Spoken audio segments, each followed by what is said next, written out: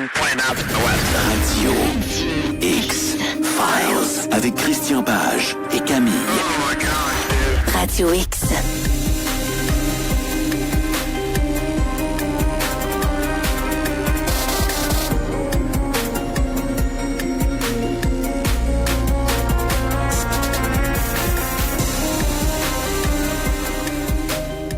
C'est une époque d'innovation et de progrès.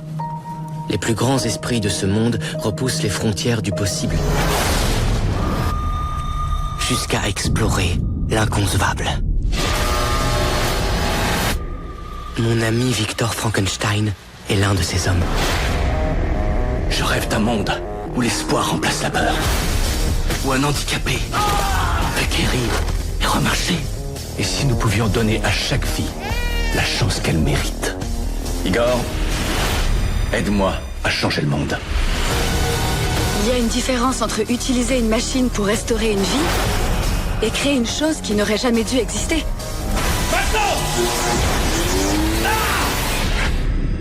J'ai réussi. Il est vivant.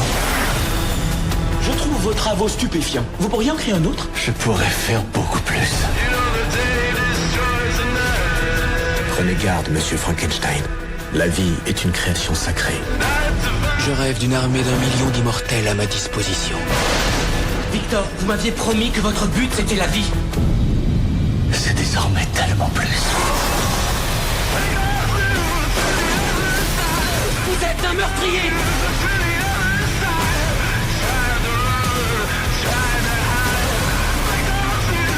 Vous mourrez en enfer pour ça!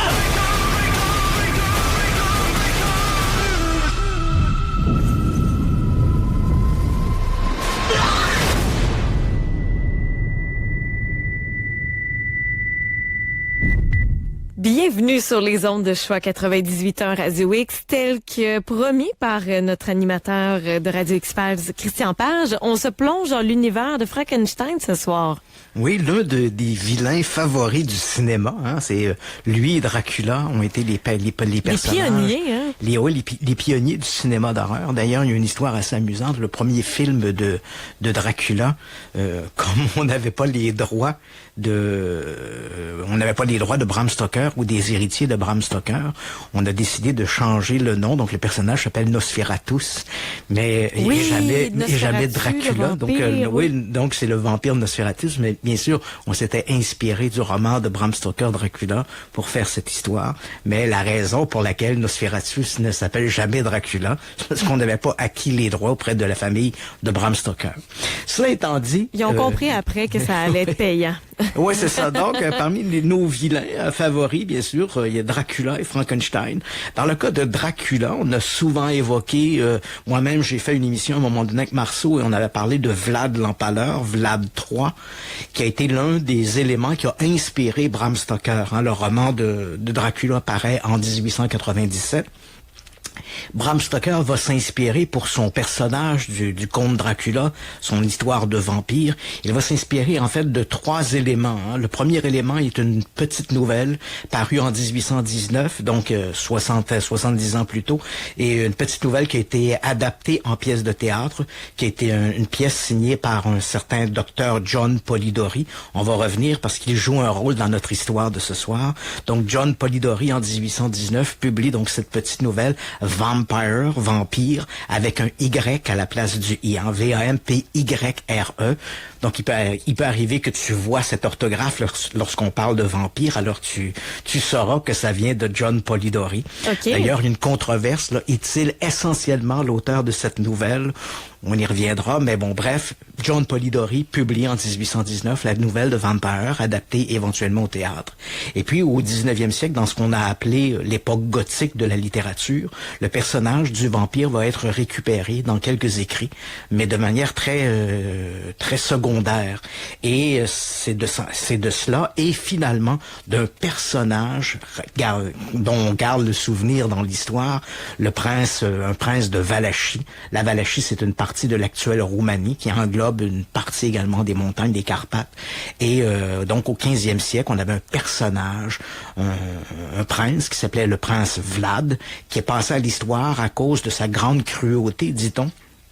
Mais c'est un détail assez amusant. Moi, quand je suis allé en Roumanie, je parlais des gens de Dracula, hein, parce que bon, Vlad III, dit Vlad l'Empaleur, portait également le nom de Vlad Dracula. Donc, dans le roman de Bram Stoker, c'est le comte Dracula.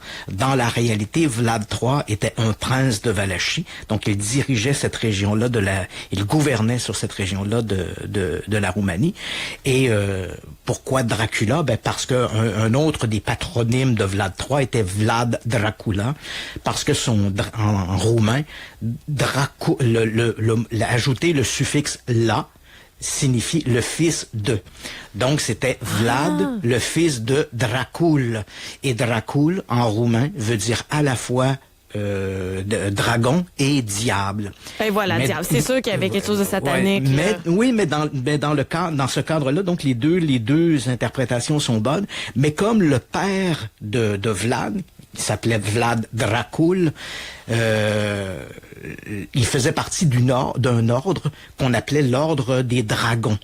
Donc, lorsque l'on parle de Vlad Dracula, on veut dire Vlad, le fils de Dracul, mais qui veut dire également le fils du dragon. Et non pas dans le cas de cette interprétation, ce n'est pas le diable, mais le dragon à laquelle on fait référence lorsqu'on utilise le mot Dracul. Mais quelque part, Bram Stoker avait entendu parler de ce personnage, passé à l'histoire pour sa grande cruauté. Mais comme je te disais, lorsque j'étais en Roumanie, les Roumains, eux, ne voient pas Vlad Dracula de la même façon. Pour eux, c'est un héros national.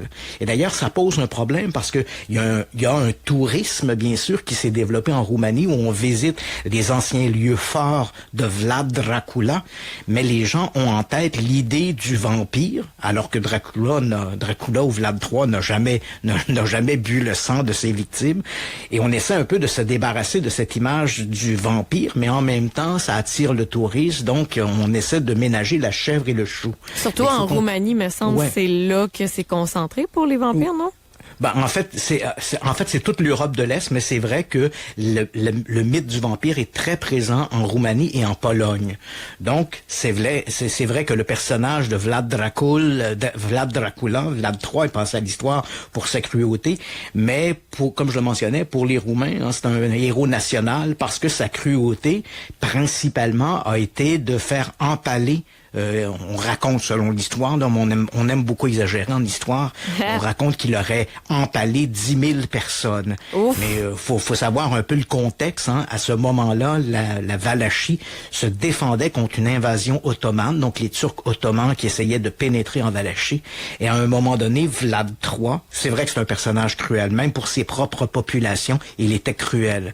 Mais dans l'histoire de la forêt des Empalés, hein, qui va lui valoir ce titre de Vlad l'Empaleur, à un moment donné, il avait envoyé ses troupes militaires sur le front est de la Roumanie ou de la Valachie pour combattre l'ennemi ottoman. Et au dernier moment, ses conseillers militaires lui ont dit, finalement, les Ottomans ne nous attaqueront pas sur le front ouest, mais ils vont nous attaquer de l'autre côté. Alors, comme il était trop tard pour déplacer les armées de Vlad a pris une décision ultime. Il a dit, OK, puisque les Ottomans vont nous attaquer sur le front est, comme on ne peut pas déplacer nos troupes sur le front est parce qu'il est trop tard, qu'est-ce que l'on pourrait faire? Et selon la légende, il aurait demandé à ses conseillers militaires combien avons-nous de prisonniers ottomans dans nos prisons? Et on lui aurait répondu 10 000. Alors il a dit, faites-les empaler sur le front Est. Et c'est comme ça qu'on a empalé les 10 000 personnes, les 10 000 prisonniers turcs. Et on raconte que lorsque les Ottomans sont entrés sur le territoire de la Valachie, lorsqu'ils ont été confrontés à cette forêt d'empalés, les troupes ottomanes ont reculé. Et ainsi, Vlad a sauvé la Valachie de l'invasion des Turcs ottomans. Si les Turcs ottomans avaient pris possession de la Valachie, cela aurait signifié, l'imposition de l'islam sur toute cette partie de l'Europe. Donc, tu comprends que pour les Roumains, c'est vrai que Vlad était cruel, comme je te dis, même pour ses populations. Hein. On raconte qu'à un moment donné, un de ses conseillers lui a dit il faudrait faudrait régler un peu le problème de la pauvreté lorsque l'on va dans des villes comme Tirkovich, qui est un peu le château fort de Vlad. Il dit, il y a plein de mendiants. Alors Vlad, il dit, ben parfait, il dit, on va les inviter dans un grand banquet. Alors, dans son château de Tirgovich, il a fait monter une salle de banquet. Dans la cour, en fait, il a fait installer des tables et il a invité toutes les pauvres de la région. Donc, par centaines, ils sont venus à ce banquet. Et une fois qu'ils étaient attablés et qu'ils mangeaient ce banquet, Vlad a fait fermer les portes du château et a mis le feu dans la place. Donc, tous les gens sont morts brûlés. Et Vlad s'est tourné vers ses conseillers puis dit, voilà, le problème de la pauvreté à Tirgovich est réglé. Ouais. Bon, donc tu vois un peu le personnage, on lui bon, il y a là-dedans, bien sûr, il y a à moitié légende, à moitié fait historique, à moitié fait déformé, mais tu comprends que pour les Roumains, Vlad III, dit l'Empaleur, dit aussi Dracula, est un personnage haut en couleur, mais qui est considéré comme un héros national. Mais néanmoins, sa cruauté avait quand même gagné l'Europe, et donc au 19e siècle, on parlait de ce personnage qui était tout à fait monstrueux, avec ce qu'il avait, les tortures qu'il avait imposées à son propre peuple, mais également à ses ennemis. Donc, on en parlait comme ça à mots couverts. Oui, voilà, dans cette région de la Roumanie, ce personnage monstrueux, Vlad Dracula. Il faut savoir aussi qu'un élément qui a beaucoup contribué à la popularité du personnage de Dracula et de ses horreurs qu'il imposait, c'est, on arrive au tout début de l'imprimerie. Donc, on a un moyen de diffuser par écrit les crimes commis par Vlad. Donc, ses ennemis politiques vont en profiter pour imprimer des pamphlets qui seront distribués, qui racontent les ignominies de Vlad. Et il y a une image qui va marquer l'imaginaire où on voit le prince Vlad avec une table en train de lui-même de manger et de se restaurer. Et devant lui, il y a cette fameuse forêt d'Empalé qui lui est associée là, au niveau du mythe. Donc, comme cette une image-là, caricature?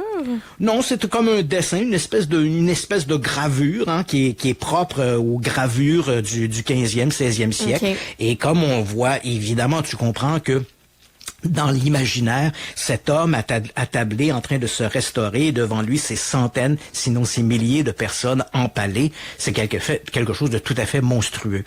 N'eût été de l'imprimerie, probablement que le mythe de Vlad, de l'Empaleur, Vlad III ou Vlad Dracula, peu importe le nom qu'on lui donne, ce serait beaucoup moins répandu dans l'Europe. Mais à cause, bien sûr, de l'imprimerie, pas sa popularité, mais ses horreurs ont été véhiculées et le personnage est devenu mythique. Donc, lorsque Bram Stoker écrit son fameux roman, il s'inspire de cette petite nouvelle de John Polidori, il s'inspire du mythe du vampire qui circule déjà, et comme il a besoin de créer un personnage, un esthétisme au personnage, au lieu de choisir un prince de Valachie, il va choisir un comte roumain, qui est le comte Dracula, et le nom, il l'emprunte directement au personnage. Et c'est ainsi que la trame du roman Dracula va être construite et publiée en 1897 et devenir l'un des romans les plus populaires de tous les romans d'horreur jamais écrits.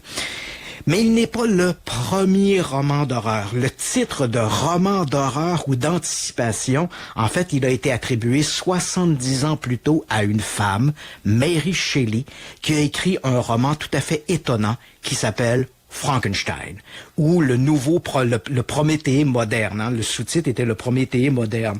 Mais ce roman de Frankenstein est publié en 1818. Et même l'histoire de ce roman-là, comment Mary Shelley va écrire le roman est tout à fait fascinant. À lui seul, il vaut un détour dans l'histoire. Hein. On se trouve en 1816, donc 2 ans avant la publication du roman. On se trouve dans une petite villa, mais plutôt une vaste villa sur les bords du lac Léman en Suisse, la villa Diodati, qui a été louée par un certain Lord George Gordon Byron. C'est un personnage assez sulfureux, un poète du début du 19e siècle en Angleterre. Puis le personnage est sulfureux parce qu'il critique le pouvoir en place. C'est un individu qui a une très haute estime de lui-même. Et pour ses ennemis, il faut dire que Lord Byron est né avec un pied beau, donc il marche en boitant. Et il y a une espèce de rumeur populaire qui dit que les suppôts du diable boitent.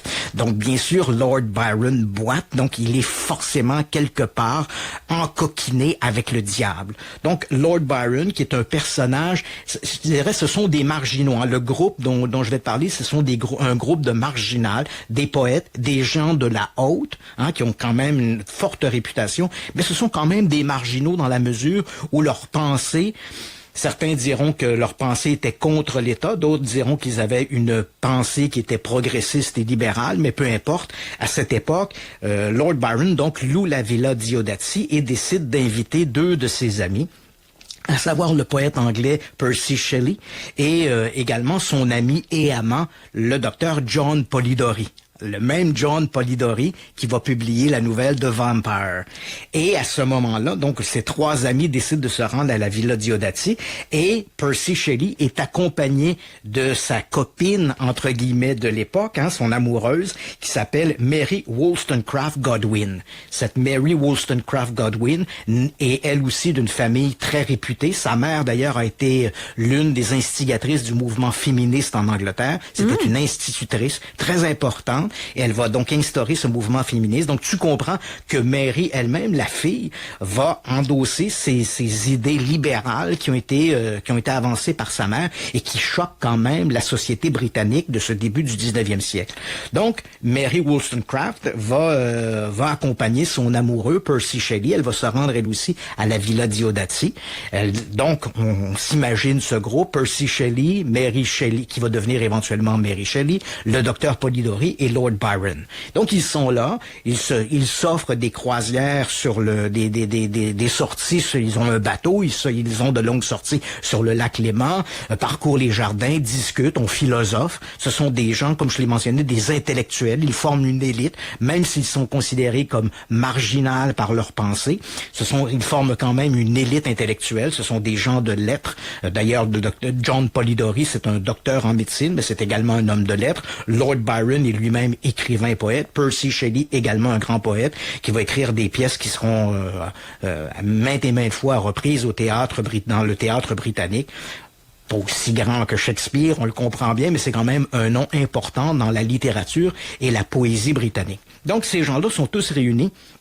Et puis à un moment donné, Lord Byron dit pourquoi ne pas prendre la nuit pour pondre une histoire horrible, terrifiante. Donc chacun s'isole dans son coin. On ne sait pas ce que Lord Byron va écrire. On sait que John Polidori va apparemment écrire The Vampire, mais il y a une controverse parce que l'écriture de Vampire, certains spécialistes de l'écriture disent que le style d'écriture de cette nouvelle de John Polidori ressemble beaucoup trop à la forme d'écriture de Lord Byron. Donc, il n'est pas interdit que Lord Byron ait lui d'abord écrit The Vampire sous forme un peu une tentative de nouvelle qu'il a éventuellement rejetée, qui a été récupérée par Polidori, qu'il a étoffée pour en faire la nouvelle qui a été publiée en 1819 et éventuellement adaptée au théâtre. Okay. Néanmoins, cet aspect-là est un peu singulier et un peu mystérieux. Quel est le lien littéraire dans la nouvelle de Vampire entre Lord Byron et le docteur John Polidori? On ignore ce que Percy Shelley a écrit, mais on sait ce qu'a écrit Mary Shelley.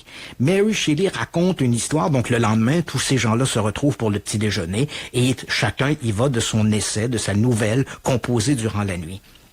Et c'est à ce moment-là que Mary Shelley raconte son passage, sa petite histoire. C'est celle d'un docteur, le docteur Victor Frankenstein, qui s'intéresse à toutes sortes de l'électricité qui est relativement nouvelle, une découverte qui fait sensation. On parle également beaucoup d'alchimie. C'est vraiment une période très dynamique où on est au début de ce 19e siècle. Il y a de plus en plus de nouvelles découvertes. Il y a un monde scientifique qui s'ouvre, qui ouvre de nouveaux horizons. On commence à s'intéresser à l'anatomie, à des trucs plus sérieux, alors qu'avant, on se contentait de faire des saignées puis ça guérissait toutes les maladies. Mais on voit de plus en plus des mécanismes scientifiques se mettre en place. Donc, Mary Shelley va exploiter ça. Son docteur Frankenstein, c'est un scientifique et il va créer un monstre. On dit souvent Frankenstein, on a immédiatement en tête le monstre, mais dans la nouvelle de Mary Shelley, il n'y a pas de nom. Le monstre s'appelle le monstre tout court et il est créé par le docteur Frankenstein. Et Et le roman de Mary Shelley, au départ, il est publié en 1818, crois-le ou non, il est publié anonymement. Donc, Mary Shelley ne veut surtout pas voir son nom associé à cette histoire-là, même si elle a eu des encouragements pour étoffer, parce qu'au début, tu comprends bien que c'est un brouillon de 2 ou 3 pages. Elle va l'étoffer, elle va faire un roman en 1818, donc 2 ans après cette réunion extraordinaire à Diodati, elle va publier ce roman, Frankenstein, ou le Prométhée moderne, et cet ouvrage-là, initialement, la première édition, elle est publiée anonymement. Pourquoi l'avoir fait ainsi? Parce que pour la place des femmes à l'époque ou ça reste un peu ambigu. Pourquoi Mary Shelley a choisi de publier la nouvelle anonymement? Peut-être que l'histoire était tellement monstrueuse, mais c'est sûr qu'on regarde ça aujourd'hui, on a en tête Vendredi 13 ou Halloween, on se dit finalement le Frankenstein c'est pas si mal, mais il faut savoir à l'époque il y avait quelque chose de tout à fait révolutionnaire dans ce qui était présenté. Oui. C'était à la fois horrible, mais ça nous mettait également d'où le fait que le titre français était traduit par le nouveau Prométhée, parce que c'était l'idée de recréer la vie à partir de la matière morte. Donc, c'était également une sorte de sonnette d'alarme contre la science, parce que encore aujourd'hui, on a souvent cette tendance-là à accuser les scientifiques de jouer un peu les apprentis sorciers lorsqu'ils font toutes sortes de choses. À l'époque, c'était avec l'électricité. L'électricité était une nouvelle découverte, et là, plein de scientifiques qui faisaient des tests avec l'électricité, envoyaient de l'électricité dans des muscles, réussissaient à produire de cette manière-là des contractions musculaires. C'était tout à fait extraordinaire.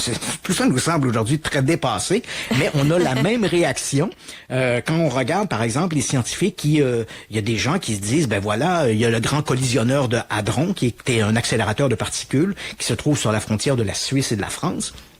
Et là, les scientifiques font toutes sortes d'expériences. Ils ont littéralement réussi à reproduire dans le grand collisionneur de Hadron les mécanismes qui amènent la création des trous noirs.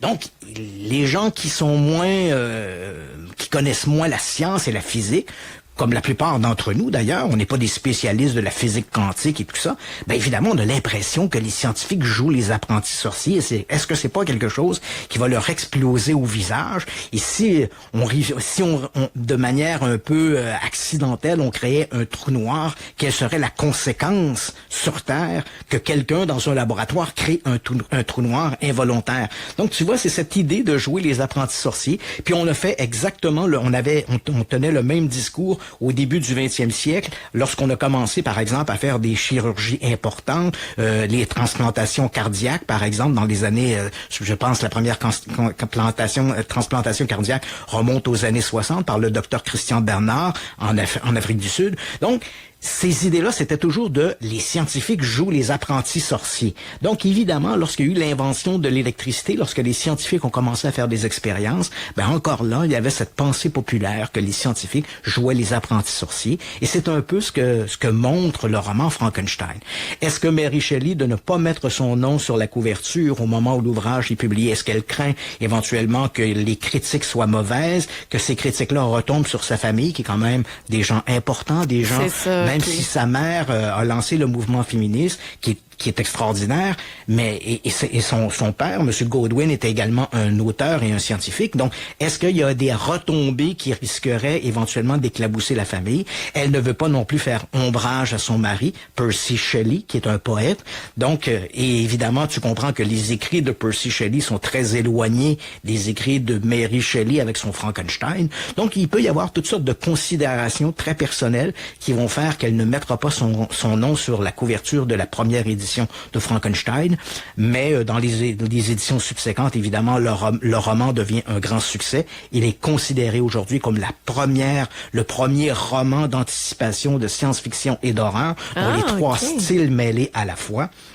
Et dans le cas donc même si l'histoire de quelle façon le roman a été pensé, par cette soirée, cette nuit mystérieuse dans la Villa Diodati, la question qu'on peut se poser, est-ce que, un peu à l'instar de Bram Stoker, qui s'est inspiré de différents courants, de différents personnages pour créer son vampire dans Dracula, est-ce que Mary Shelley s'est inspirée d'un véritable docteur Frankenstein? La réponse est non. Ah. Oui. Non, Non, mais et oui. Oh. Hein, il y a un petit oui. D'abord, il faut savoir que Frankenstein, ce n'est pas le nom d'un personnage. Dans le roman de Mary Shelley, oui, Frankenstein est le docteur Victor Frankenstein, mais dans la réalité, il y a en Allemagne un château Frankenstein, mais ce château, le nom Frankenstein ne désigne pas une personne en particulier, mais plutôt un lieu. Hein. C'est un château qui se trouve là, tout près de la ville de Darmstadt. On est au centre-ouest de l'Allemagne. Et c'est un château qui était construit aux alentours de l'an 1250 par Lord Conrad III. Donc, rien à voir avec le nom Frankenstein, si ce n'est le lieu. En allemand, Franken veut dire les francs ou le clan. Et Stein, on le retrouve dans c'est un suffixe qu'on retrouve dans beaucoup de noms allemands qui signifie le lieu ou le rocher. Donc, Frankenstein veut dire le lieu du clan et le rocher du clan. Donc, si on le fait une traduction, c'est un peu ça. Le rocher du clan ou le rocher des Francs, parce que Franken voulait dire aussi les Francs, qui étaient du côté des Français, là. Donc, on a cette définition-là pour désigner le lieu. Donc, ça devient le château de Frankenstein, mais de Frankenstein ne fait pas référence à un individu, mais à un lieu. Et ça semble bien préservé quand on regarde les images, là. L'endroit oui, d'ailleurs, je l'ai visité. Accessible. Oui, mais oui, c'est un lieu touristique, évidemment. Si tu regardes une photo, je sais pas quelle photo tu regardes, mais il y a une tour carrée. Il faut que tu saches que cette tour carrée a été reconstruite au 19e siècle sans tenir compte des plans originaux. Donc, à l'origine, dans le château de Frankenstein, hein, donc du lieu du clan, hein, c'est comme ça qu'on pouvait l'appeler. Donc, dans ce château, originalement, il n'y avait pas de tour carrée. Hein. C'est vraiment une sorte d'inspiration du moment au 19e siècle lorsque on a restauré l'endroit, qu'on a créé cette fameuse tour carrée, mais à l'origine, il y avait ce type de tour n'était pas construite à cette époque dans cette région de l'Allemagne. On peut donc imaginer plutôt une tour qu'on dit en mâchicoulis, donc avec une espèce de rambarde autour et qui était probablement une tour ronde. Mais néanmoins, ce château de Frankenstein, du lieu, donc le Frankenstein, on sait que Mary Shelley l'a visité. Et il y a une curieuse histoire. Donc, on ne sait pas de quelle manière elle va associer ce Frankenstein au docteur Frankenstein, mais quand on regarde dans les écrits de Mary Shelley, il y a des journaux, elle a laissé après son décès, elle avait des journaux personnels. Et lorsqu'elle parle de la création du personnage du docteur Frankenstein, sans donner nommément ses sources d'inspiration, elle raconte qu'elle a visité le château Frankenstein, qu'elle a aimé ce lieu et elle va y retourner pour se familiariser avec les légendes locales. Mais c'est quoi les légendes locales? Et c'est là qu'on voit apparaître un personnage qui a, même si ce n'est pas écrit noir sur blanc, mais qui a très certainement inspiré Mary Shelley. Et ce type s'appelle Johann Conrad Dippel. Ce fameux Dippel, il est né dans le château Frankenstein. Il faut savoir qu'à un moment donné, là, à partir de 1622 et jusqu'au 18e siècle, donc pratiquement pendant 200 ans, le château de Frankenstein, donc il va y avoir plusieurs vocations. À un moment donné, même le château va être divisé en deux parties pour accueillir deux familles notables de la région. Et aucune d'entre elles ne s'appelle Frankenstein. Hein. Ce sont des familles qui dirigent, ce sont des seigneurs du Frankenstein, hein, donc de la région, mais ils n'ont pas leur nom, leur patronyme n'est pas Frankenstein. Donc on va séparer le château en deux parties pour accueillir des familles. Et à partir de 1622, le château va être transformé pour devenir un hôpital. Et c'est dans cet hôpital, en 1673, que naît ce Johann Conrad Dippel. C'est un personnage excessivement sulfureux. Donc, il va étudier la théologie, la physique, hein, entendons-nous la physique de cette époque, qui a été instaurée par Newton et autres. Donc, ces éléments, c'est qui demeure quand même un peu mystérieux. C'est de la science un peu mystérieuse. Il étudie, comme beaucoup des gens de cette époque, il étudie l'alchimie, également l'occultisme. Il obtient un diplôme de l'université Gießen en théologie. Donc, on le connaît dans l'histoire, ce Dippel, on le connaît surtout comme un théologien. Mais en même temps, c'est un personnage très sulfureux parce que il s'affiche directement contre les réformes de l'Église. Hein. Il faut savoir qu'à partir du 16e siècle, l'Église a voulu faire renouveler un peu, réécrire un peu les dogmes de l'Église pour se séparer du protestantisme. protestantisme naissant en Angleterre. Et à ce moment-là, ça a été un mouvement de réformistes et de contre-réformistes qui s'est opposé. Donc, Dippel va s'afficher publiquement comme étant un contre-réformiste, hein, mais en même temps, il mange à tous les râteliers. Donc, lorsqu'il est avec des anticonformistes, il y a un discours anticonformiste, et quand il est avec des conformistes, ben, il y a un discours conformiste. Ah, ben, le donc, petit caméléon. Ouais, c'est ça. Donc, c'est un individu qui joue sur tous les tableaux. C'est un peu un escroc dans l'âme. C'est à la fois un théologien, hein, il a laissé derrière lui des écrits. C'est un grand théologien. Il a écrit plein de choses qui sont fort intéressantes. C'est également un scientifique, un alchimiste, mais il est aussi une sorte d'escroc. Et puis, il va créer à un moment donné ce qu'on va appeler l'huile Dippel, qui est supposée être une élixir de vie. Donc, tu prends ça, puis tu vas vivre jusqu'à 130 ans ou 140 ans. Il va même essayer, hein, comme il est né au château Frankenstein, il a développé un engouement pour le château. Il est devenu fasciné par le château de Frankenstein et il va essayer, il va aller voir les propriétaires du château, hein, les seigneurs qui habitent le château, et il va essayer de racheter le château en échange de sa formule de vie. Bon, ça fonctionnera pas. Et puis, je cherche l'huile Dippel. C'était une huile qu'on dit sombre, visqueuse, avec une odeur désagréable. Et ça devait te donner la vie éternelle. Oui, c'est ça. Le marketing est très intéressant, Christian. Et il obtenait cette huile-là en faisant bouillir des os et des graisses animales. Donc, tu t'imagines l'odeur que ça devait dégager, mais c'est un peu comme le sirop Buckley. Ça goûtait pas bon, mais ça marchait. C'est du moins ce que disait Dippel. Donc, il a parcouru un peu l'Allemagne. Il a même été jusqu'en Russie en essayant de vendre ses fameux élixirs. Comme je l'ai mentionné, il a essayé de racheter le château Frankenstein en échange de ses huiles. Et on dit également que Dippel faisait toutes sortes d'expériences. Hein. C'est un scientifique dans l'âme, escroc, mais scientifique dans l'âme. Et on raconte qu'il faisait toutes sortes d'expériences d'anatomie. L'une d'entre elles, et on sait, il va laisser des écrits là-dessus, il essayait de transférer les âmes d'une personne à une autre. Donc, au moment où on décède, il croyait, comme beaucoup de gens d'ailleurs, des contemporains de Dippel, hein, il n'était pas le seul à faire ça, mais on essayait de prolonger la vie où on imaginait des mécanismes de la survie. Il faut comprendre également qu'à cette époque, il y a une vision très claire que l'homme est habité d'une âme. Donc, ce qui fait qu'on est ce que l'on est, ce n'est pas tant notre enveloppe charnelle, mais notre âme. Donc, l'idée, c'est de conserver l'âme. C'est l'âme qui nous rend éternels.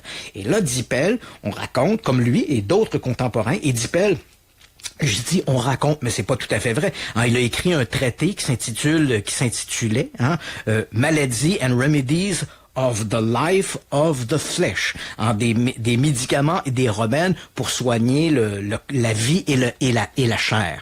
Et dans cet ouvrage, il parle des expériences qu'il souhaite faire ou qu'il a fait sur des cadavres, et il espérait au moment du décès de pouvoir transférer grâce à un mécanisme qui ressemblait à une entonnoir. Donc, il pouvait transférer l'âme d'un cadavre à un autre cadavre et insuffler la vie de cette manière-là.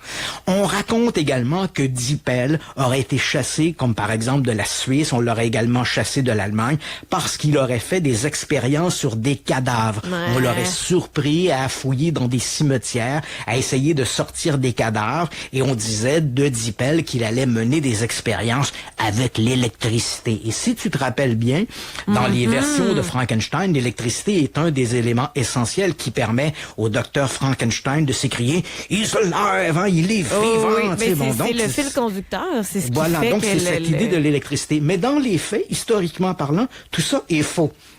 C'est vrai que Dippel a fait des expériences pour essayer de transférer des âmes, hein, conserver l'âme pour éventuellement la replacer soit dans un autre humain ou dans un cadavre, peu importe.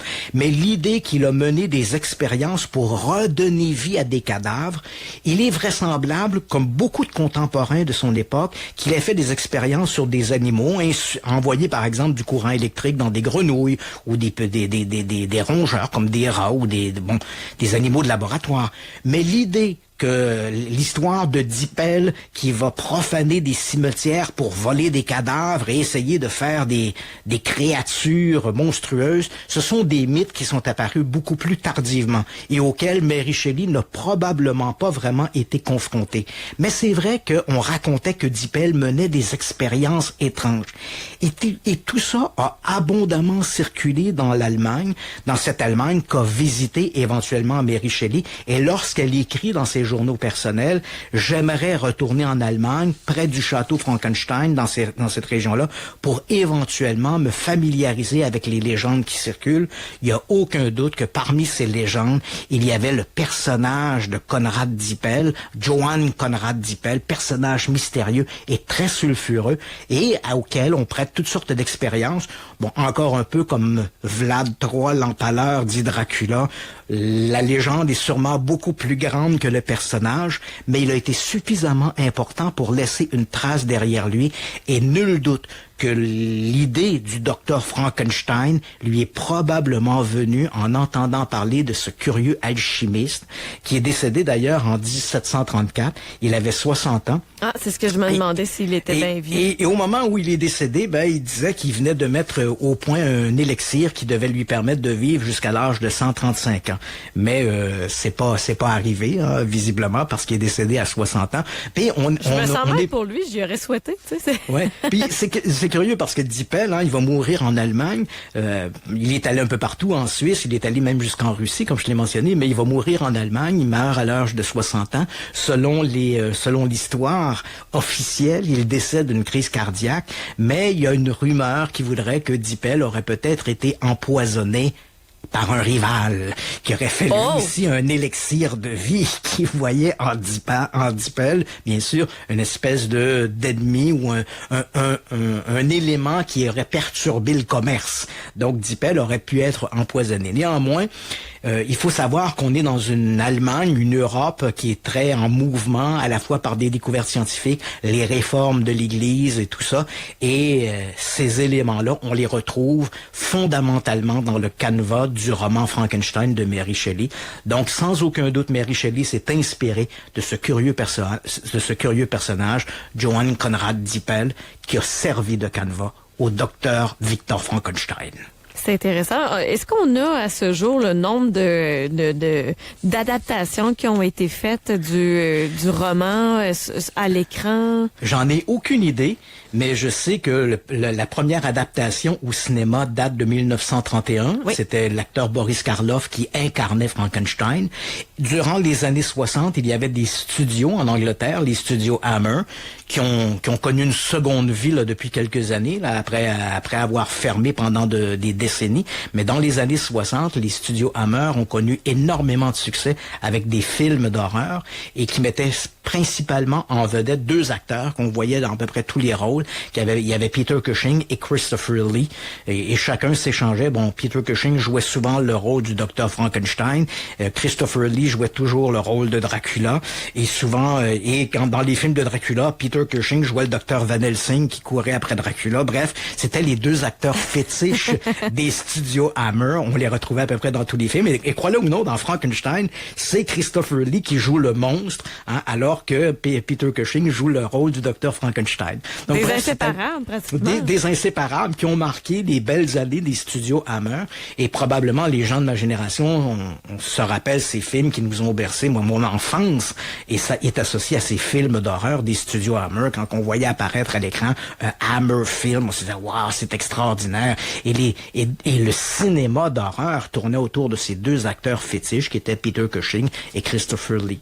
Christopher Lee qui a joué d'ailleurs Gandalf, je pense, ou quelque chose comme ça, dans le film Le Seigneur des Anneaux, quelque chose comme ça. Donc, il y a eu une très très longue carrière. Il est décédé il y a quelques années déjà, mais on peut les nouvelles générations ont pu le connaître dans des rôles comme ceux-là, où il jouait, je crois que c'était Le Seigneur des Anneaux, où il jouait un espèce, c'est ça, le Seigneur des Anneaux, il jouait une espèce de sorcier, là. Donc, et à ce moment-là, il devait être âgé de 130 ans, là, quand il a joué ce rôle-là. Je sais pas trop, mais il est mort très très âgé. Puis bon, c'est un personnage qui a marqué le cinéma d'horreur dans les années 60. Et donc, il y a eu beaucoup d'adaptations, souvent très éloignées du roman de Mary Shelley. Excuse-moi, je t'interromps. Christian, il a joué aussi dans Star Wars. C'est le comte Dooku. Oui, Lee, excuse-moi, elle est décédée. Écoute, je l'apprends, le 2015. Oui, et dans Star Wars, le premier Star Wars, Peter Cushing joue le rôle d'un méchant aussi. Hein? OK! donc, je me rappelle pas le rôle, je suis vraiment pas un fan de la série Star Wars, mais Peter Cushing joue un petit rôle dans le premier film Star Wars qui est sorti de mémoire en 1977, je pense, avec Mark Hamill. Donc, Peter Cushing joue un rôle là-dedans d'un méchant dans l'Étoile Noire. Donc, c'est vrai que ce sont deux acteurs qui ont marqué le cinéma d'horreur et qui étaient des figures populaires. De temps à autre, on les voyait apparaître dans des films, ils faisaient des petits caméos. Mais dans les années 60, ils étaient les deux incontournables du cinéma d'horreur. Et lorsque les studios Hammer, en particulier, il n'y a pas que eux, mais les studios Hammer, lorsqu'ils ont fait des réadaptations du personnage du docteur Frankenstein, il y avait des suites. C'était Frankenstein, une épouse pour Frankenstein, le retour de Frankenstein, Frankenstein est toujours vivant. Donc tu voyais, on surfait sur la vague Frankenstein qui nous éloignait beaucoup du roman de Mary Shelley. Mais on ne compte plus, là, je sais pas combien on a fait de réadaptations. Puis là, on parle essentiellement du cinéma anglophone ou francophone, mais combien de films ont pu être faits sur l'idée de Frankenstein dans des pays, par exemple, du bloc de l'Est, en Russie, en Pologne ou en Espagne. Je l'ignore, mais c'est un personnage très populaire qui marque, bien sûr, l'avènement d'une nouvelle forme de littérature, la littérature de science-fiction et d'horreur. Et encore aujourd'hui, on en parle. Et là, j'imagine que tu veux faire une pause ou quelque chose comme ça. Oui, puis là, on a des adeptes du Seigneur des Anneaux qui nous bombardent. J'étais un peu moins dans cet univers-là, mais c'était Saruman. Le Saruman, donc voilà. Donc, je savais qu'il avait joué dans le Seigneur des Anneaux, mais j'étais vraiment pas... c'est pas dans ma palette, ça, le Seigneur des Anneaux, mais je savais qu'il avait joué un rôle marquant dans ce film-là. Donc, c'était un acteur britannique, juste pour faire boucler la boucle. Là, c'est un des plus prolifiques d'ailleurs. T'as parlé de lui et d'un autre acteur, à quel point ils étaient dans tous les films du cinéma d'horreur. Il y a 225 films dans sa vie. Il a eu 225 films à son actif. C'est incroyable. Ouais, c'est vraiment incroyable. Et comme je le mentionne, dans les années 60, dès qu'on voyait un film Hammer, c'était certain qu'il y avait ou bien Christopher Lee, ou bien Peter Cushing, ou les deux ensemble. C'était des incontournables. Et pour aller à la pause, faut savoir que le roman de Mary Shelley a été porté à l'écran un peu comme on avait porté à l'écran en s'inspirant directement du roman Dracula. Hein. On se rappelle le film Dracula de 1995 ou 96, quelque chose comme ça, où l'on s'était on avait directement adapté le roman de Bram Stoker. Donc le titre du film c'était Bram Stoker Dracula. Je pense c'est Coppola, je crois, qui avait fait ce film-là. Et on a fait également la même chose avec le roman de Mary Shelley, et on a fait en 1995 Mary Shelley's Frankenstein. Donc, si tu veux, pour aller à la pause, on peut écouter la bande-annonce de ce film qui était une adaptation directe du roman de Mary Shelley et dans lequel Robert De Niro incarnait le monstre. Ah, parfait. Puis on fait une courte pause. Vous écoutez Radio X-Files, ici même sur Radio X. No one need ever die. I will stop this. No, you can't achieve death. We won't know unless we try.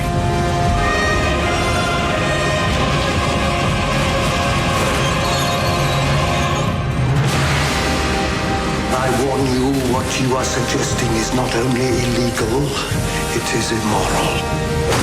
What's happened to you?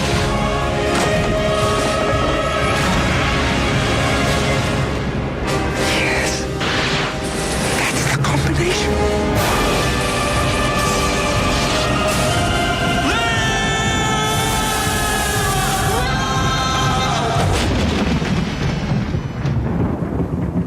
It's alive.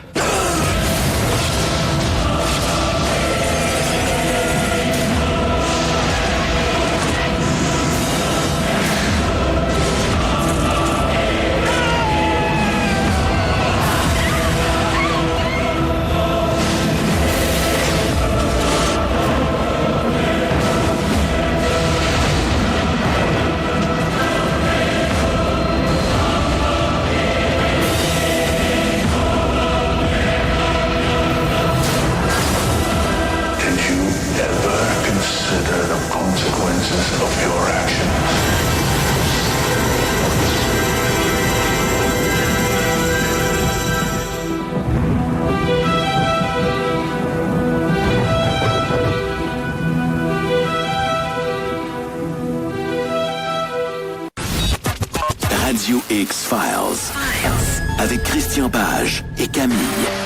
Radio X. 19h48, à chaque fois qu'on est en ondes, Christian, et que tu nous racontes ces histoires-là, on a toujours de bons commentaires des auditeurs. On en a un par texto en ce moment. Wow, cette émission se place sur mon podium officiel des meilleures histoires. Merci à Christian Page pour ça. Avant qu'on se laisse, Christian, je sais que on avait des éléments d'actualité qui concernent beaucoup les Égyptiens, les momies et les tombeaux. Je sais qu'on a une petite nouvelle concernant la momie de Néfertiti et aussi une possible chambre, une autre chambre secrète dans le tombeau de Toutankhamon. Est-ce possible? Et les deux sont contradictoires et tu vas le comprendre. Simplement faire un aparté ici. Au moment de se laisser, je t'ai parlé du film de Coppola, là, Bram Stoker, Dracula.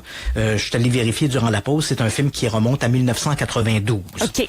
Donc, je n'étais pas sûr de la date. J'ai dit 1995 là, ou quelque chose comme ça, mais c'était 1992. On a fait le correctif. Voilà. Donc, parlant de la momie de Néfertiti, tu vas comprendre pourquoi les deux nouvelles sont contradictoires. Donc, dans un premier temps, on a Zahi Hawass, qui est l'ancien ministre des Antiquités égyptiennes, qui il y a quelques jours, il était de passage à Madrid pour faire une conférence sur le rôle des femmes dans l'Égypte antique. Et il a profité de cette annonce pour dire, attendez-vous en octobre à une nouvelle sensationnelle. Je vais vous révéler ou bien la momie, il est resté assez vague, ou bien la momie ou la localisation du tombeau de la reine Néfertiti. Donc, la reine Néfertiti, pour la situer un peu dans le contexte historique, c'est la mère de Toutankhamon. On connaît tous Toutankhamon, là. Donc, on fera pas l'historicité de toute la famille, là. Mais bon, c'est Néfertiti en théorie. Je dis bien en théorie parce qu'on n'est pas certain que c'était la mère de Toutankhamon, mais c'était ou sa mère ou sa belle-mère. Une chose est certaine, c'est que Toutankhamon est le fils du pharaon Akhénaton. Mais Akhénaton avait plusieurs épouses, dont Néfertiti. Et on suppose que Néfertiti était ou bien la mère de Toutankhamon, et tu vas comprendre où ça devient contradictoire. Là, je veux pas rentrer trop dans les détails parce qu'on va perdre les auditeurs. Okay. Mais tu vas comprendre où ça devient un peu compliqué, cette histoire-là. Donc, il dit, je vais vous révéler où se trouve le tombeau de Néfertiti ou encore l'identification de la momie de Néfertiti. Et là, tu dis, attends une minute, là, il y a quelque chose qui va pas bien. Parce que, en théorie, on a la momie de Néfertiti et elle a été identifiée il y a quand même plusieurs années. Mais il faut savoir. Aussi. Donc, parce que c'est ça, il faut savoir qu'au début du 19e siècle, on a découvert dans la vallée des rois, dans le tombeau d'Amenhotep II, on a trouvé 2 momies qui étaient placées dans une petite chambre funéraire. Donc, pas un grand tombeau. Visiblement, des momies qu'on avait déplacées. Et ces 2 momies sont aujourd'hui conservées au musée du Caire, le musée des Antiquités égyptiennes au Caire.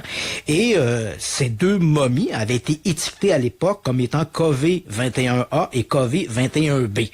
Et éventuellement, on a pu identifier que KV21B est Akhénamon.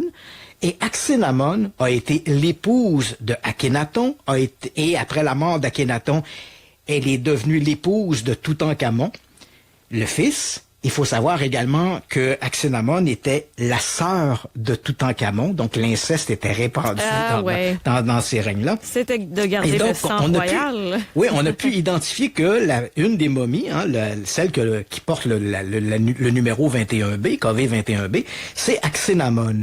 Et avec des analyses d'ADN, on a pu démontrer que cette momie, Akhénamon, était bel et bien la sœur de Toutankhamon. Et on a pu démontrer que Akhénamon est également la fille de l'autre momie qui a été trouvée dans le tombeau, qu'on avait étiquetée comme étant la Younger Lady ou la Young Lady. Et on a pu identifier que cette Younger Lady ou Young Lady était la mère d'Akhénamon. Si Akhénamon est la sœur de Toutankhamon, ben forcément, l'autre momie, la Younger Lady, ne peut être que Néfertiti. Tu comprends? Ouais. Comment peux-tu avoir un frère si la mère de ton frère n'est pas ta mère? Tu comprends-tu? S'il y a pas par exemple.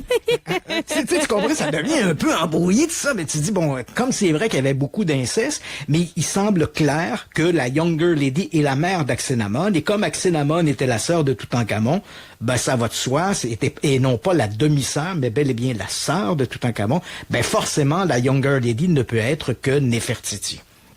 Donc, si Zahi Hawass dit, ben voilà, je vais vous faire une révélation sur la momie de Néfertiti, ben poète, hein, c'est une vieille nouvelle parce que ça fait quand même des années que les archéologues, à partir de tests ADN, ont identifié la Younger Lady comme étant très vraisemblablement, c'est sûr qu'on n'a pas une certitude absolue, mais très vraisemblablement comme étant la momie de Néfertiti. Ce qui est vrai, en revanche, c'est que Néfertiti, qui a été une reine importante, qui a régné après la mort d'Akhénaton avant que Toutankhamon monte sur le trône, parce qu'il faut savoir que Toutankhamon, lorsque Akhénaton est décédé, il avait 10 ans, donc il a fallu que quelqu'un règne à la place du petit garçon de 10 ans, et ça a été justement Néfertiti, et elle a donc préparé Toutankhamon à son rôle de pharaon. Donc c'est une reine importante, on la disait excessivement belle, on a un buste de Toutankhamon qui nous montre cette beauté extraordinaire qui est aujourd'hui conservée dans un musée en Allemagne, et donc la tombe de Néfertiti, qui était une reine importante, on suppose qu'elle devait avoir également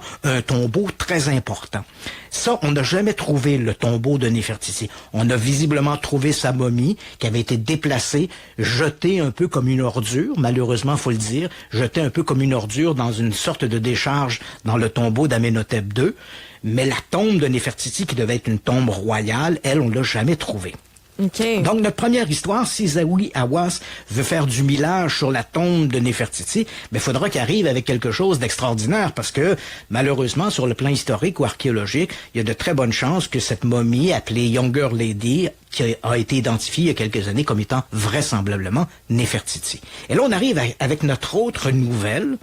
L'autre nouvelle, c'est que on vient de... Bon, il y a un archéologue qui émet une hypothèse et il dit qu'en regardant un cartouche dans le tombeau de Toutankhamon, il faut savoir que le tombeau de Toutankhamon a été découvert en 1922 et il est très particulier, ce tombeau. Non seulement c'est le seul tombeau pharaonique qui a été découvert à peu près intact, hein. Les pilleurs s'étaient aventurés dans une première chambre, mais n'ont pas été plus loin. Probablement, ils ont été surpris, ont quitté le tombeau, et avant d'avoir pu le piller de ses richesses, et le tombeau a sombré dans l'oubli de l'histoire, jusqu'à ce qu'en 1922, Howard Carter, un archéologue britannique, redécouvre le tombeau dans la vallée des Rois. Donc, ce tombeau, il est merveilleux à cause de ses richesses, bien sûr, il nous a permis de voir à quoi ressemblait un tombeau royal, mais à moitié seulement, dans la mesure où le tombeau de Toutankhamon, pour un tombeau royal, ça ressemble à un garde-robe. Il est tout petit. Les tombeaux pharaoniques ou des grandes reines étaient gigantesques, à la hauteur du personnage. Or, le tombeau de Toutankhamon est tout petit, on dirait une remise. On descend un escalier, il y a 3 chambres, merci, bonsoir. C'est un tombeau qui n'est pas à la hauteur du personnage. On aurait dû s'attendre à un tombeau gigantesque. Donc, les historiens émettent des hypothèses. On a rapidement fabriqué un tombeau parce que Toutankhamon est mort jeune, hein, il est mort aux alentours de 19 ans. Ah! Il est mort, ouais, c'est ça, donc il est mort très jeune et il est mort subitement. Donc, il n'est pas mort d'une longue maladie, on n'a pas vu sa santé dépérir. D'ailleurs, il y a des hypothèses que Toutankhamon aurait peut-être été assassiné. Mais néanmoins, il meurt à l'âge de 19 ans, il surprend un peu le peuple. Donc, l'une des hypothèses avancées par les archéologues, c'est qu'on a fabriqué un tombeau à la sauvette, un petit tombeau, qu'on a décoré de manière pharaonique, entre guillemets, et on y a déposé la momie du pharaon. Mais cette hypothèse-là ne plaît pas à tous les archéologues. Il y a quelque chose qui ne va pas dans cette hypothèse, dans cette vision-là, et les archéologues qui s'opposent à cette idée croient, et là, il faut le démontrer, croient que le tombeau de Toutankhamon aurait pu être aménagé par-dessus ou au bout d'un tombeau plus important. Donc, comme si le tombeau de Toutankhamon avait des faux murs et que derrière ces murs, il y avait un tombeau royal plus important. Et comme Toutankhamon est techniquement le beau-fils ou le fils de Néfertiti, bon, on se dit qu'il aurait été normal que si on avait décidé d'aménager une tombe royale à la sauvette, on aurait pu utiliser une antichambre d'une tombe royale et pourquoi pas la tombe royale de Néfertiti puisqu'on l'a jamais trouvée. La problématique à cette hypothèse-là, c'est que, là, cette hypothèse-là vient de ressurgir parce que de nouvelles analyses, on a regardé un cartouche et on croit que ce cartouche-là aurait pu être modifié. Le cartouche, c'est quand on regarde des hiéroglyphes égyptiens, ce sont les noms des pharaons qui sont inscrits généralement comme dans un cercle. Hein, tu regardes un hiéroglyphe, d'un coup tu vois un cercle avec des symboles dans le cercle. Donc on a l'impression, en tout cas, l'une des hypothèses avancées par cet archéologue, un dénommé Reeves, lui il dit, ben voilà, j'ai l'impression qu'en regardant sur le mur nord du tombeau de Toutankhamon, on a l'impression qu'un cartouche a été changé, a été modifié. Et si on se réfère aux traces qui seraient derrière, il indiquerait que c'était plutôt le tombeau de Néfertiti et non pas celui de Toutankhamon. C'est un peu comme si on avait ajouté le nom de Toutankhamon par-dessus un cartouche qui mentionnait Néfertiti. Ça reste à démontrer. Bon, j'ai pris connaissance un peu des documents qu'on propose. Ça semble très laborieux comme hypothèse. Et il faut dire qu'à 2 reprises, cette hypothèse-là qui circule dans les milieux de l'archéologie, on a tenté de la vérifier. Dans un premier temps, en 2015, lorsqu'on a passé la tombe de Toutankhamon au rayon X, on n'a rien trouvé. C'est vrai que l'un des murs du tombeau est fait en plâtre, alors que les autres murs semblent directement sculptés dans le roc. Donc on peut se poser des questions, pourquoi le mur nord est-il en plâtre? Mais en 2015, on a passé ce mur-là au rayon X et on n'a pas vu aucune cavité derrière. Et là, si on s'est trompé, il faut remettre en question toutes les identifications qu'on a faites de tombeau. T'as tout compris. C'est ça. Si c'est vrai que derrière, donc là, cette hypothèse-là est ramenée sur le devant de la scène avec cette histoire de cartouche qu'on aurait modifié pour faire croire que c'était uniquement le tombeau de Toutankhamon. Si cette hypothèse-là devait se révéler exacte, ça voudrait donc dire que peut-être que derrière le tombeau de Toutankhamon, il y a la tombe de Néfertiti. Mais s'il y a la tombe de Néfertiti derrière le tombeau de Toutankhamon qui n'a jamais été pillé, comment expliquer qu'on aurait trouvé la momie de Néfertiti dans une autre tombe? C'est pourquoi ces 2 hypothèses-là s'opposent. Ou bien la Younger Lady, conservée actuellement au musée des Antiquités égyptiennes au Caire, est bel et bien la momie de Néfertiti, ou bien on a fait une erreur d'identification et on n'a toujours pas la tombe de Néfertiti, ni non plus sa momie. Donc c'est un débat qui est fascinant parce qu'il oppose 2 écoles de pensée et tout ça autour d'un seul personnage assez insignifiant, faut quand même le dire, parce que le roi Toutankhamon, le pharaon Toutankhamon est un personnage tout à fait secondaire dans l'histoire de l'Égypte. Il n'a pas régné suffisamment. La seule chose vraiment qu'il a fait, son père, Akhenaton, est considéré ce qu'on appelle un peu le pharaon hérétique. Parce qu'à l'époque, l'Égypte avait des dieux pour à peu près n'importe quoi. Un dieu pour le vent, un dieu pour le soleil, un dieu pour la pluie. Et Akhenaton, lui, lorsqu'il est arrivé, a fait table rase de ça. Il dit, dorénavant, on ne va prier, on va rendre hommage qu'à un seul dieu, le dieu du soleil. Il a fait table rase de tous les autres dieux. Et ça n'a pas plu au peuple égyptien, hein, quand ça fait des générations qu'on vénère des dieux, un dieu de la pluie, un dieu du vent, un dieu du sable, et tout d'un coup, hop, on nous dit qu'il n'a rien qu'un dieu. Donc, le pharaon, Akhenaton, c'est le pharaon détesté du peuple et jugé comme un hérétique. La première chose que Toutankhamon a fait en montant sur le trône, ça a été d'abolir cette modification apportée par son père et de permettre au peuple égyptien de reprendre la vénération de tous les dieux d'avant. Donc, on revient à l'ancienne théologie d'avant, si je puis dire. Okay. Donc, c'est la grande œuvre de Toutankhamon, mais fondamentalement dans l'histoire de l'expansion de l'Égypte et des conquêtes de l'Égypte antique.